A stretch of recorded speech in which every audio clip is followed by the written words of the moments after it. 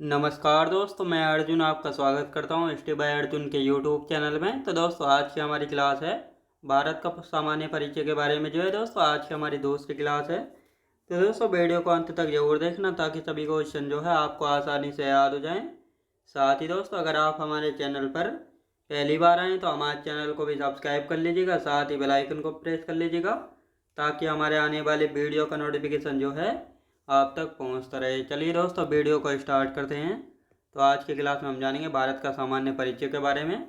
तो दोस्तों 2 मिनट जो है कल की क्लास का हम रिवीजन करेंगे और उसके बाद जो है आज की क्लास की चर्चा करेंगे। तो दोस्तों कल की क्लास की यदि हमने बात की जाए तो भारत के सामान्य परिचय के बारे में जाना था। साथ ही हमने जाना था व्यवस्थित भूगोल के जनक कौन थे, इराटोस्थनीज थे। साथ ही दोस्तों आधुनिक भूगोल का जनक किसको कहा गया था, अलेक्जेंडर वॉन हम्बोल्ट को कहा गया था। साथ ही ज्योग्राफी यानी भूगोल शब्द किसने दिया था, यूनानियों के द्वारा। सबसे पहले प्रयोग किसने किया था इस शब्द का, इराटोस्थनीज ने। और साथ ही भारत के जो अलग अलग नाम हैं, आर्यव्रत है, भारत में बसने वाले आर्यों के नाम पर पड़ा। इंडिया नाम यूनानियों के द्वारा दिया गया। साथ ही भारत नाम जो है आर्यों के शक्तिशाली राजा भरत के नाम पर पड़ा। साथ ही भारत को जो है जम्बूद्वीप किस काल में कहा जाता था, तो ये कहा जाता था बौद्ध काल में। ये जानकारी हमको कहाँ से मिलती है, पुराणों से। तो इन सभी के बारे में। साथ ही हिंदुस्तान नाम किसने दिया था, ईरानियों या पारसियों के द्वारा। तो इस प्रकार जो हम कल की क्लास में बहुत कुछ जान चुके थे, तो ये आपको अच्छे से पता होना चाहिए। और आज की क्लास में आप हेडिंग डाल देंगे यहाँ पे भारत का सामान्य परिचय और क्लास हो जाती है दूसरी। तो ये हमारा प्यारा भारत, ये आपको अच्छे से यहाँ पे दिख रहा होगा। ये क्या है, ये हमारा प्यारा भारत, याद रखेंगे क्या है, प्यारा भारत है। अब यहाँ पे हम बात करेंगे भारत को जो है जम्बूद्वीप किस काल में कहा गया था, बौद्ध काल में। किस काल में, बौद्ध काल में। अब इस सब की जानकारी हमें कहाँ से मिलती है, पुराणों के द्वारा पता लगा है हमको कि भारत को जो है जम्बूद्वीप किस काल में कहा गया था, बौद्ध काल में कहा गया था। अब भारत का जो आकार यानी शेप है कैसा है, चतुष्कोणीय है। तो भारत का जो ये आकार है ये कैसा है, चतुष्कोणीय है। तो ये भी आपको अच्छे से यहाँ पे याद रखना है। भारत का आकार यानी शेप कैसा है, चतुष्कोणीय है। भारत में कितने केंद्र शासित प्रदेश हैं, भारत में जो है 8 केंद्र शासित प्रदेश, मतलब 8 यूनियन टेरिटरीज हैं भारत में। राज्य कितने हैं, तो 28 राज्य हैं। तो ये आपको अच्छे से याद रखना है, ये सारे इसमें राज्य दिए हुए हैं, तो ये आपको अच्छे से यहाँ पे याद रखना है। अब यहाँ पे हम बात करेंगे भारत का क्षेत्रफल कितना है, भारत का एरिया आज कितना है। तो ये भारत हमारा देखने में इस प्रकार का है। तो इसका जो क्षेत्रफल यानी एरिया कितना है, तो 32,87,263 वर्ग किलोमीटर ये भारत का क्षेत्रफल हो जाता है। और क्षेत्रफल के मामले में जो है भारत विश्व में 7वें स्थान पर आता है। और पृथ्वी का जो है 2.4% हिस्सा जो है घेरे हुए है। तो ये सभी आपको अच्छे से पता होना चाहिए। अब यहाँ पे हम बात करेंगे भारत जो है पृथ्वी का 2.4% भाग जो है घेरे हुए है। तो ये आपको अच्छे से यहाँ पे याद होना चाहिए। अब दोस्तों यहाँ पे हम बात करेंगे पृथ्वी के बारे में, देख लेते हैं। तो यहाँ पे हमने पृथ्वी बना रखी है। पृथ्वी के बीचों बीच से कौन सी रेखा गुजरती है, तो भूमध्य रेखा गुजरती है पृथ्वी का बीचों बीच से। इसको हम भूमध्य रेखा, इक्वेटर, विषुवत रेखा, 0 डिग्री रेखा, वृत्त और इस वृत्त को ग्रेट सर्किल कहा जाता है। तो इन अलग अलग नामों से जो है जाना जाता है भूमध्य रेखा को, जो कि भारत के बीचों बीच से होकर गुजरती है। तो ये आपको अच्छे से याद रखना है। अब यहाँ पे हमने अर्थ यानी पृथ्वी और बना रखी है दोस्तों। यहाँ पे अर्थ, ये हमारा नॉर्थ पोल और ये हमारा साउथ पोल। भारत के बीचों बीच से भूमध्य रेखा गुजरती है। और ये जो है दोस्तों ये अक्षांश रेखाएं, और अक्षांश रेखाएं जो है ध्रुवों की तरफ जो है छोटी होती चली जाती हैं। तो ये आपको अच्छे से याद रखना है। और ये है उत्तरी अक्षांश, ये हो गई उत्तरी अक्षांश हो गई। और यदि बात करेंगे भूमध्य रेखा के साउथ वाली, इनको कहते हैं दक्षिणी अक्षांश। क्या कहते हैं इनको, दक्षिणी अक्षांश कहते हैं। और ये दोस्तों दरअसल जो है इस प्रकार के वृत्त सर्कल है, क्योंकि पृथ्वी जो है गोल है। तो इस प्रकार हमें केवल फ्रंट का भाग दिखाई देता है पृथ्वी का, तो इसलिए जो है ये केवल एक लकीर दिखाई देती है, लेकिन असल में जो है ये इस प्रकार का सर्कल है। भूमध्य रेखाएं जो होती हैं, अक्षांश रेखा जो भी हैं। अब यहाँ पे हम बात करेंगे भूमध्य रेखा पृथ्वी को दो भागों में विभाजित करती है। तो ये क्वेश्चन पूछा गया है, कौन सी रेखा पृथ्वी को दो भागों में विभाजित करती है। तो पृथ्वी को दो भागों में विभाजित करने वाली रेखा है भूमध्य रेखा। कौन सी है दोस्तों? भूमध्य रेखा है। तो ये आपको अच्छे से यहाँ पे याद रखना है। अब दोस्तों यहाँ पे हम देख लेते हैं पृथ्वी में भारत कहाँ पड़ता है। तो ये आपको मैं दिखाता हूँ। तो यहाँ पे हमने पृथ्वी यानी अर्थ जो है बना रखा है। पृथ्वी के बीचों बीच से गुजरती है कौन सी दोस्तों? भूमध्य रेखा गुजरती है। ये है भूमध्य रेखा जो कि पृथ्वी के बीचों बीच से गुजरती है। ये हो गया नॉर्थ और ये हो गया साउथ। पृथ्वी के उत्तर में यानी भूमध्य रेखा के उत्तर में ये कौन सी है? कर्क रेखा, जिसको ट्रॉपिक ऑफ कैंसर कहा जाता है। ये हो गई दोस्तों भूमध्य रेखा के दक्षिण में मकर रेखा। कौन सी? मकर रेखा। और ये दोनों जो है कितने डिग्री अक्षांश पर स्थित हैं? तो भूमध्य रेखा जो है मैंने अभी आपको बताया 0 डिग्री अक्षांश पर है, जबकि कर्क रेखा जो है 23.5 डिग्री उत्तरी अक्षांश पर है और साथ ही मकर रेखा भी जो है 23.5 डिग्री दक्षिणी अक्षांश पर स्थित है। अब इसको दक्षिणी स्थान पर क्यों लिखा है? यानी भूमध्य रेखा से जो नीचे वाला भाग है इसको हम दक्षिणी भाग कहते हैं, तो इसलिए दक्षिणी अक्षांश पर स्थित है। तो ये आपको अच्छे से याद रखना है। और ये दक्षिणी अक्षांश जो है इस प्रकार भी लिखा मिल सकता है 23 डिग्री 30 मिनट और साथ ही दोस्तों 23 डिग्री इस प्रकार भी लिखा मिल सकता है। बिल्कुल कंफ्यूज नहीं होना है। तो दोनों जो है तो इस प्रकार लिखा मिल सकता है। ये आपको अच्छे से दिखाई दे रहा होगा। ये क्या है? अर्थ यानी पृथ्वी। तो हमारी पृथ्वी जो है कैसी दिखाई देती है? ब्लू कलर की दिखाई देती है। किस कारण? पानी की मात्रा यानी अवस्था के कारण। तो ये आपको अच्छे से यहाँ पे याद रखना है। अब यहाँ पे हम बात करेंगे गोलार्ध वगैरह क्या होते हैं, तो इनको भी समझ लेते हैं। ये है दोस्तों पूरा गोला यानी पृथ्वी का ये पूरा गोला है। ये हो गया पूरा गोला। जब हम इस गोले को दो भागों में बांटते हैं तो ये यहाँ पे जो है दो भाग जो है हुए हैं। तो ये वाला नॉर्थ हो गया और ये हो गया साउथ। तो इसको हम कहते हैं उत्तरी गोलार्ध, यानी पूरे गोले के आधे गोले को क्या कहते हैं? गोलार्ध कहते हैं। तो अब दोस्तों यहाँ पे जो नॉर्थ वाला हिस्सा है ये उत्तरी गोलार्ध हो गया और जो नीचे वाला हिस्सा है इसको कहते हैं हम दक्षिणी गोलार्ध। क्या कहते हैं? दक्षिणी गोलार्ध। अब दोस्तों गोलार्ध की भी यदि बात की जाए, जो स्थलीय गोलार्ध है इसको हम यानी जो उत्तरी गोलार्ध है इसको हम स्थलीय गोलार्ध भी कहते हैं। अब इसको क्यों कहते हैं?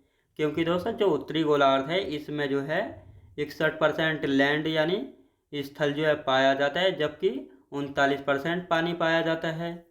और जबकि दक्षिणी गोलार्ध जो है इसको हम कहते हैं जलीय गोलार्ध। अब इसको जलीय गोलार्ध क्यों कहा जाता है? क्योंकि जो दक्षिणी गोलार्ध है इसमें 81% जल पाया जाता है और 19% लगभग लैंड यानी भूमि जो है पाई जाती है। तो इसलिए कहा जाता है, क्योंकि दोस्तों एक में जो है भूमि की मात्रा ज़्यादा पाई जाती है तो उसको जो है स्थलीय गोलार्ध कहा जाता है। और जबकि जो दक्षिणी गोलार्ध है इसमें जो है जल की मात्रा ज़्यादा पाई जाती है तो इसलिए इसको जलीय गोलार्ध कहा जाता है। तो ये गोलार्ध आपको अच्छे से समझ आया होगा। अब यहाँ पे हम बात करेंगे यानी भारत जो है विश्व का कितने नंबर पर आता है एरिया के मामले में? 7वां बड़ा देश है। भारत जो है विश्व का 7वां बड़ा देश है। क्षेत्रफल के मामले में भारत भूमध्य रेखा के उत्तर में स्थित है। भारत उत्तरी पूर्वी गोलार्ध में स्थित है। तो इन दोनों पॉइंटों को समझेंगे। अब यहाँ पे सबसे पहले हम जानेंगे, ये हमने पृथ्वी बना रखी है। पृथ्वी के बीचों बीच से भूमध्य रेखा है। पृथ्वी के उत्तर में है यानी भूमध्य रेखा के उत्तर में है कर्क रेखा और कर्क रेखा जो है भारत के बीचों बीच से होकर गुजरती है। ये तो आप सभी को पता ही है। तो ये है हमारा प्यारा भारत। तो ये हो गए दोस्तों कर्क रेखा और ये भूमध्य रेखा। तो सीधी सी बात है, ये भूमध्य रेखा है। तो भूमध्य रेखा के किस दिशा में होता है भारत? उत्तर दिशा में। तो ये आपको अच्छे से याद रखना है। तो ये वाला पॉइंट भी आपको अच्छे से समझ आया होगा। अब यहाँ पे हम देखेंगे भारत जो है उत्तर पूर्वी गोलार्ध में स्थित है। तो इस पॉइंट को भी क्लियर कर लेते हैं। ये हमने पृथ्वी बना रखी है। ये कौन सा? ये नॉर्थ हो गया, ये वेस्ट हो गया, ये ईस्ट और ये नॉर्थ। अब दोस्तों यहाँ पे हमने बात की थी ये पूरब हो गया और ये हो गया उत्तर। तो ये तो बीच में से कौन सी रेखा गुजरती है? ये तो आप सभी को पता है, भूमध्य रेखा। और ये देशांतर रेखा है। अब दोस्तों यहाँ पे हमने बात की थी तो यहाँ पे जो है ये हमारा प्यारा भारत था। याद रखेंगे प्यारा भारत था। और यहाँ से जो है ये कौन सी रेखा गुजरती है? कर्क रेखा। तो इन दोनों की ये यानी ये उत्तर हो गया और ये पूर्वी गोलार्ध हो गया। कौन सा, पूरब हो गया। तो जब इन दोनों के बीच में पड़ता है तो उत्तरी और पूर्वी, तो इन दोनों गोलार्धों के बीच में पड़ता है भारत। तो ये आपको अच्छे से क्लियर हो गया होगा पॉइंट भी कि भारत जो किस गोलार्ध में, उत्तर पूर्वी गोलार्ध में है। तो ये आपको अच्छे से याद रखना है। अब यहाँ पे देखेंगे भारत किस कटिबंध में स्थित है। भारत उष्ण व उपोष्ण कटिबंध में स्थित है। तो दोस्तों यहाँ पे भारत का मैप बना हुआ है और ये जो है भारत के बीचों से कर्क रेखा गुजरती है। तो ये आपको अच्छे से पता होना चाहिए। और भारत के 8 राज्यों से होकर गुजरती है कर्क रेखा। कर्क रेखा के जो नॉर्थ वाला हिस्सा है और ये साउथ वाला, तो कर्क रेखा के नॉर्थ वाला हिस्सा उपोष्ण कटिबंध कहलाता है और जबकि साउथ वाला हिस्सा उष्ण कटिबंध कहलाता है। तो इस प्रकार भारत जो है उष्ण व उपोष्ण कटिबंध में स्थित है। तो ये आपको अच्छे से याद रखना है। तो ये पॉइंट भी क्लियर हो गया होगा। तो दोस्तों जैसे ये है, ये कर्क रेखा भारत के बीचों बीच से और 8 राज्यों से होकर गुजरती है।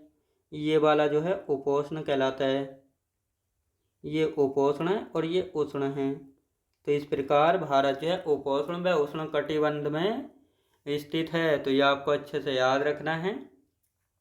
तो ये आपको समझ आया होगा। अब आते हैं दोस्तों क्षेत्रफल के अनुसार जो है विश्व के 10 बड़े देश कौन कौन से। तो आप लोग यहाँ पे हेडिंग डाल लेंगे क्षेत्रफल के हिसाब से 10 बड़े देश कौन कौन से हैं, यानी विश्व में 10 बड़े देश ऐसे कौन कौन से हैं जो कि क्षेत्रफल के मामले में पहले, दूसरे, तीसरे, चौथे नंबर पर आते हैं। तो 10 देश देखेंगे।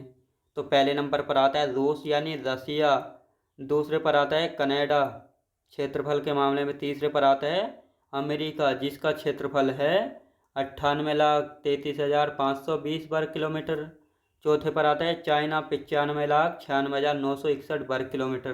तो दोस्तों यहाँ पर जो है इस पॉइंट पर बहुत सारे बच्चों को कन्फ्यूजन रहती है कि चाइना तीसरे स्थान पर रहता है जबकि यूएसए रहता है चौथे स्थान पर। तो इसलिए जो है मैंने आपको इसका डेटा भी लिखवाया है कि अमेरिका का कितना क्षेत्रफल है, 98 लाख है। और जबकि हम बात करेंगे चाइना का तो यहाँ पे 95 लाख है। तो सीधी सी बात है चाइना चौथे नंबर पर आता है क्षेत्रफल के मामले में और अमेरिका कितने नंबर पर, तीसरे पर आता है। तो ये आपको अच्छे से याद रखना है। 5वें पर है ब्राज़ील, 6ठे पर है ऑस्ट्रेलिया, 7वें पर है हमारा प्यारा भारत जिसका क्षेत्रफल है 32,87,263 वर्ग किलोमीटर। तो ये भारत हो जाता है। 8वें पर है अर्जेंटीना। अर्जेंटीना सबसे ज़्यादा पूछा जाता है कि भारत के बाद जो है क्षेत्रफल के मामले में सबसे बड़ा देश कौन सा है, अर्जेंटीना, फिर कजाकिस्तान और फिर अल्जीरिया। तो ये 10 बड़े देश हो गए क्षेत्रफल के हिसाब से। तो ये आपको अच्छे से क्लियर हो गए होंगे। अब यहाँ पे हम बात करते हैं भारत के 10 यानी भारत के 5 बड़े राज्य यानी स्टेट क्षेत्रफल के अनुसार। तो भारत जो है, भारत में 28 राज्य, 8 यूटीज हैं। तो भारत के कौन कौन से 5 बड़े राज्य यानी स्टेट हैं क्षेत्रफल यानी एरियाज के मामले में, तो इनको देख लेते हैं। ये है भारत, ये हो गया दोस्तों क्या है, ये है भारत। अब यहाँ पे हम बात करेंगे तो ये है राजस्थान, पहले स्थान पर है राजस्थान क्षेत्रफल के मामले में। दूसरे स्थान पर है मध्य प्रदेश, तीसरे पर है ये महाराष्ट्र, चौथे पर है ये वाला उत्तर प्रदेश और 5वें पर है गुजरात। यानी ये 5 राज्य हैं भारत के जो कि क्षेत्रफल के मामले में पहले, दूसरे, तीसरे और चौथे 5वें स्थान पर हैं। तो यहाँ पर राजस्थान पहले स्थान पर आता है, मध्य प्रदेश दूसरे पर, महाराष्ट्र तीसरे पर, उत्तर प्रदेश चौथे पर और गुजरात 5वें पर। तो यहाँ पे आपको अच्छे से याद रखना है। मैप में भी आपको दिखाई दे रहा होगा। अब यहाँ पे हम बात करेंगे भारत के 5 छोटे राज्य। तो भारत के 5 बड़े जो है राज्य देख लिए, अब छोटे राज्य भी देख लेते हैं। तो पहले नंबर पर है गोवा जिसका क्षेत्रफल है 3702 वर्ग किलोमीटर, यानी सबसे छोटा राज्य है भारत का क्षेत्रफल के मामले में। और जनसंख्या की बात करेंगे तो सिक्किम हो जाता है सबसे छोटा। सिक्किम दूसरे स्थान पर है क्षेत्रफल के मामले में, त्रिपुरा तीसरे पर, नागालैंड चौथे पर और मिजोरम 5वें पर। तो इनको भी दिखा देता हूँ मैं ये कहाँ कहाँ पर है। तो ये रहा गोवा सबसे छोटा, ये वाला है गोवा। अब दोस्तों यहाँ पे हम बात करेंगे दूसरा कौन सा था, दूसरा है ये वाला सिक्किम। तीसरे की हम बात करते हैं ये ग्रीन वाला है त्रिपुरा। चौथे की हम बात करेंगे नागालैंड है ये, और 5वां है ये मिजोरम। तो ये छोटे भी राज्य भी आपको अच्छे से पता लग गए होंगे। तो ये राज्य हो गए क्षेत्रफल के मामले में सबसे छोटे और बड़े। अब यहाँ पे भारत के 5 बड़े जिले यानी डिस्ट्रिक्ट कौन कौन से हैं तो इनको भी हम देख लेते हैं ताकि ये भी आपको अच्छे से याद हो जाए। तो यहाँ पे आप लोग हेडिंग डाल लेंगे, भारत के 5 बड़े ज़िले कौन कौन से हैं। तो सबसे बड़ा ज़िला है कच्छ जो कि गुजरात का है, दूसरे पर है लेह जो कि लद्दाख का, तीसरे पर जैसलमेर, चौथे पर बीकानेर, पाँचवें पर बाड़मेर। तो ये 3 ज़िले ऐसे हैं जो कि कहाँ के, राजस्थान के हैं। अब दोस्तों कच्छ जिला ऐसा कितना बड़ा है, तो 45,674 वर्ग किलोमीटर इसका क्षेत्रफल है, और जबकि लेह का 45,110 वर्ग किलोमीटर क्षेत्रफल है। तो ये थे दोस्तों भारत के 5 बड़े जिले एरियाज के मामले में, तो ये आपको अच्छे से याद रखना है। अब आते हैं भारत का सबसे छोटा जिला। तो भारत का सबसे छोटा जिला कौन सा है, यहाँ पे हम बात करने वाले हैं केरल में स्थित माहे जो है, जो कि पुदुचेरी का जिला है। ये भारत का सबसे छोटा डिस्ट्रिक्ट है। पुदुचेरी के 4 जिले हैं जो कि 3 अलग अलग राज्यों में स्थित हैं। तो कौन कौन से 4 जिले हैं इनके नाम देखेंगे। यनम जो कि आंध्र प्रदेश में है, माहे केरल में है, पुदुचेरी और कराईकल ये दोनों तमिलनाडु में हैं। अब इनको मैप में भी देख लेते हैं। तो ये रहा माहे, कहाँ पर है, केरला में, याद रखेंगे, जो कि पुदुचेरी का जिला है। ये तमिलनाडु, यहाँ पे कराईकल और पुदुचेरी। ये आंध्र प्रदेश, यहाँ पे यनम है, याद रखेंगे। ये रहा माहे, कराईकल, पुदुचेरी और यनम, याद रखेंगे। तो दोस्तों ये थे। तो आज की क्लास जो हमारी यहीं तक रहेगी। तो मैं उम्मीद करता हूँ आपको वीडियो क्वालिटी, कंटेंट वगैरह सभी कुछ आपको पसंद आया होगा। पसंद आया तो लाइक शेयर और सब्सक्राइब करना बिल्कुल भी ना भूलें। साथ ही दोस्त अगर आप हमारे चैनल पर पहली बार आएँ तो हमारे चैनल को भी सब्सक्राइब कर लीजिएगा, साथ ही बेल आइकन को प्रेस कर लीजिएगा, ताकि हमारे आने वाले वीडियो का नोटिफिकेशन जो है आप तक पहुंचता रहे। चलिए दोस्तों मिलते हैं नेक्स्ट वीडियोज़ में।